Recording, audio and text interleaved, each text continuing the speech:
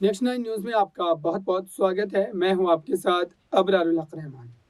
सचिन पायलट ने एक बार फिर से राजनीतिक रूप से एक बड़ा बयान दे दिया है और दरअसल उस बयान में उन्होंने अशोक गहलोत समेत कई और चेहरों को लेकर के इशारों में जो है हमला बोला है और ये कहा जा रहा है कि ये जो तेवर दिख रहे थे वो तेवर दरअसल अशोक गहलोत और कांग्रेस पार्टी के लिए परेशान करने वाले। लेकिन अब सचिन पायलट ने दरअसल कहा क्या है वो एक बार जरूर सुन। तो अल्टीमेटली कोर्ट के इंटरवेंशन के बाद एफआईआर दर्ज करी गई है और जिन नौजवानों ने देश का नाम रोशन किया है, मेडल जीते हैं, तब तो उनकी कामयाबी में हम लोग श्रेय लेने के लिए आगे बढ़ते हैं। लेकिन आज जब वो मुसीबत में हैं और इतना गंभीर आरोप लगाए हैं, तब भी सरकार कदम नहीं उठा रही। ये दिखाता है कि कहीं ना कहीं अपनों को बचाने का वो काम कर रहे हैं, क्योंकि अगर ये प्रकरण कहीं और होता तो तुरंत कार्रवाई होती।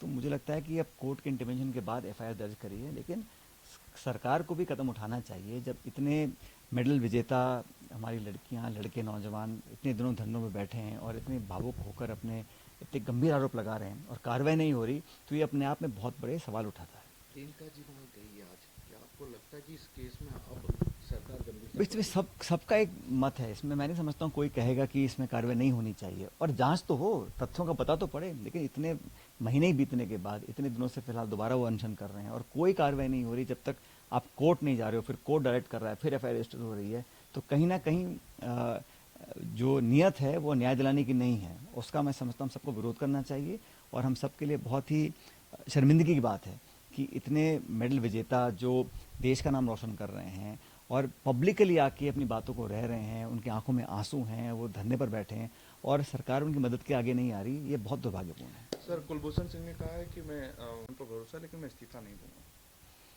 अब इस्तीफा लेना ना लेना ये सरकार के हाथ में है, लेकिन मैं चाहता हूँ कि कार्रवाई हो। बाकी जगहों तो इतनी फुर्ती से कार्रवाई होती है जब कोई विपक्ष का व्यक्ति है या कोई गैर सत्ताधारी पक्ष का व्यक्ति होता है। जब सत्ताधारी पक्ष का व्यक्ति इन्वॉल्व होता है तो उसमें कार्रवाई होती नहीं है, बहाने दिए जाते हैं और फिर मामले को खींचा जाता है। ये सब चीज़ें दुनिया और देश देख।